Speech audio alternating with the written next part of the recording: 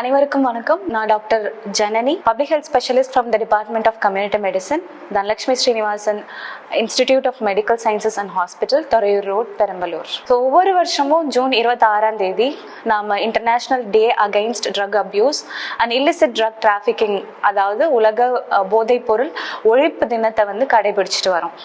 முதல்ல போதைப் பொருட்கள்னா என்னன்னு தெரிஞ்சுக்கணும். போதைப் பொருட்கள்ல மதுபானம், புகையிலை, சட்டவிரோதமான மருந்துகள், for example ganja, cocaine, heroin, இது எல்லாமே வரும். போதைப் பொருளுக்கு அடிமையாகிறதுனால உடல் ரீதியா, மன ரீதியான பாதிப்புகள் மட்டும் இல்லாம சட்ட ரீதியான பாதிப்புகள், சமூக ரீதியான பாதிப்புகளும் வரலாம். மன ரீதியானா இது உங்களை மனச்சோர்வா எப்பவுமே வச்சிருக்கும்.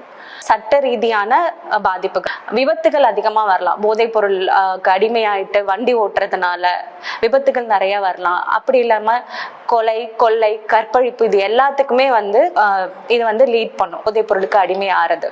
விழிப்புணர்வு யார்கிட்ட இருந்து வரணும்னா பெற்றோர்கள்ட்ட இருந்து வரணும். பெற்றோர்கள் தான் அப்பதான் பெற்றோர்கள் அவங்க குழந்தைங்களுக்கு சொல்லி கொடுப்பாங்க.